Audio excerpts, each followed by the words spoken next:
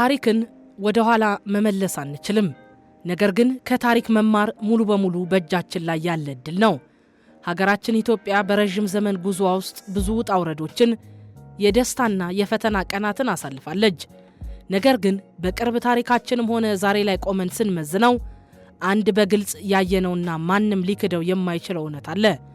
መቆራቆስ፣ መጠላለፍና ቂም በቀል በትርፍ ፋንታ ኪሳራን እንጂ ሌላ ምንም አላተረፈልንም።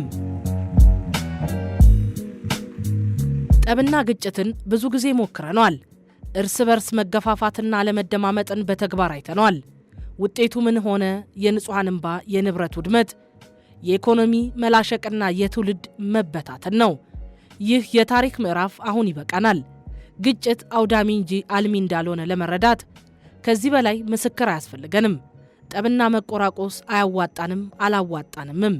ሀገር የምታድገው ዜጎች በሰላም ወጥተው የሚገቡትና ነገን በልበ ሙሉነት ማለም የሚቻለው በህብረትና በፍቅር ብቻ ነው። ህብረት ማለት አንድ አይነት መሆን ማለት አይደለም። ህብረት ማለት ልዩነቶቻችንን ውበት አድርገን በጋራ ጥቅማችንና በሀገር ህልውና ላይ በአንድነት መቆም ማለት ነው። አንድ ቋንቋ ብቻ መናገር ሳይሆን በአንድ ልብ ለሀገር ማሰብ ነው ህብረት። እጅ ለእጅ ከተያዝን የማናልፈው ተራራ፣ የማይፈታ የኢኮኖሚ አዙሪትም ሆነ የማይወገድ ማህበራዊ ችግር የለም። ፍቅር ደግሞ የዚህ ሁሉ ህብረት ማሰሪያ ሰንሰለት ነው። ፍቅር ባለበት መደማመጥ አለ። መደማመጥ ባለበት መግባባት አለ።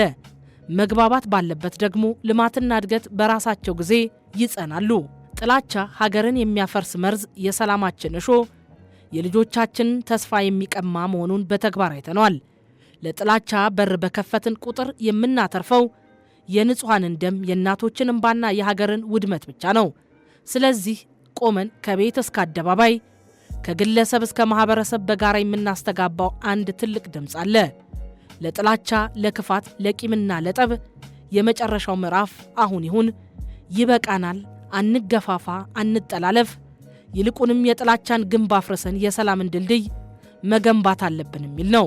ይቅርታ የደካሞች ምልክት ሳይሆን የጠንካሮችና የበሰሉ ሰዎች የልብ ልዕልና ነው። በትናንትናው ቁስል ላይ የተጓዝን የነገን ብሩህ መንገድ ማየት አንችልም። ያለፈውን ታሪክ ማረም የምንችለው በበቀል ሳይሆን በይቅርታ ነው። ልዩነቶቻችንን ማስወገድ የምንችለው በጠመንጃ ሳይሆን በጠረጴዛ ዙሪያ በሚደረግ እውነተኛ ውይይት ነው። ቂምን አሸክሞ ወደ ገደል የሚነዳን የጥላቻ መንገድ እንዘጋለን። ይልቁንም አንዱ የሌላውን ስሜትና ስጋት የሚሰማበትን፣ በክብርና በሐቀኝነት የሚወያይበትን የልብና የቤት በራችንን ወለል አድርገን እንከፍታለን። ስንደማመጥ እንረዳዳለን፣ ስንወያይ ደግሞ መፍትሄ እንወልዳለን። ፍቅር የሁሉ ነገር መጀመሪያና መጨረሻ፣ የሀገር ህልውና ማሰሪያ፣ የወርቅ ሰንሰለት ነው።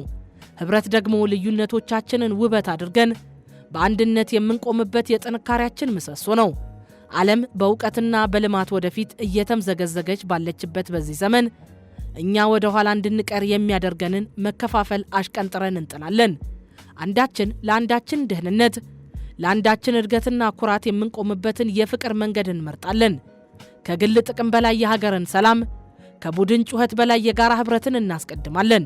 ምክንያቱም እኛ የምናውቃት የምንወዳትና የምናከብራት ኢትዮጵያ ልትቆም የምትችለው በልጆቿ ተግባራዊ ፍቅርና የማይናወጥ ህብረት ብቻ ነው። ሀገራችንን መለወጥ የምንችለው እርስ በርስ በመጠፋፋት ሳይሆን አንዳችን ለሌላችን የቆምንበትን ምድር በማደላደል ነው። የትናንቱ ስህተት ለነገው ጥበባችን መንገድ ይክፈት። ከእንግዲህ በቂም ሳይሆን በተስፋ፣ በጠብ ሳይሆን በህብረት የምንራመድበት ጊዜውን ነው። ዛሬ የምንዘራው የጠብና የመከፋፈል ዘር ነገ ልጆቻችን የሚያጭዱት መርዝ ይሆናል። ዛሬ የምንቆፍረው የቂም ጉድጓድ ነገ የገዛ ልጆቻችን የሚወድቁበት ገደል እንዳይሆን ማሰብ የኃላፊነት ስሜት መገለጫ ነው። ለልጆቻችን ማውረስ ያለብን ምንድን ነው? የበቀል ታሪክን ወይስ የልማት ቅርስን? የመጠላለፍን ሰንሰለት ወይስ የጋራ ስኬትን? ቂም በቀልን እንደ ትልቅ ሥራ የምንቆጥርበት፣ ጥላቻን እንደ ጀግንነት የምንወስድበት ያለማወቅ ዘመን ማክተም አለበት። እውነተኛ ጀግንነት ጠብን መጫር ሳይሆን የጠፋውን ሰላም መልሶ መገንባት ነው። እውነተኛ ብልሃት ማፍረስ ሳይሆን በፍርስራሹ ላይ አዲስ ተስፋን መትከል ነው። ካለፈው ታሪካችን ጥፋት ተምረን ለቀጣዩ ትውልድ የምናወርሰው ይቅርታን፣ ህብረትንና ፍቅርን ብቻ መሆን አለበት። እውነቱን ለመነጋገር በሀገር ውስጥ ጠብና ግጭት ማንም አሸናፊ የለም፣ ሁሉም ተሸናፊ ነው። አንዱ ወገን ሌላውን አሸነፍኩ ባለበት ቅጽበት ሀገር እንደ ሀገር ትሸነፋለች። ህብረት ማለት በቃላት የምናጌጥበት የውበት መገለጫ ብቻ አይደለም፣ ተግባራዊ ምርጫ እንጂ። የጎረቤቶቻችን ህመማችን ሲሆን ነው። የአንዱ ስጋት ለሌላኛው የደህንነት ጥያቄ ሲሆን ነው። ልዩነቶቻችንን በጠረጴዛ ዙሪያ በውይይትና በክብር መፍታት ስንችል ነው። ፍቅር፣ ሰላም፣ መከባበርና መደማመጥ ይግዛን። እኛነታችን የተገነባው እርስ በርስ ተጋምዶና ተሳስሮ ነው። በባህል፣ በጋብቻ፣ በሃይማኖትና በረዥም ዘመን አብሮነት የተቆላለፈውን ማህበረሰብ በፖለቲካ ትርፍና በጥላቻ ሰበካ ለመበተን መሞከር የታሪክ ወንጀል ነው። ጠብና ግጭትን ብዙ ሞክረናል፣ አላዋጣንም። አሁን ወቅቱ የፍቅር የመደማመጥና አዲስ የጋራ ምዕራፍ የመጀመሪያ ነው ሲል አሃዱ አቋሙን ይገልጻል።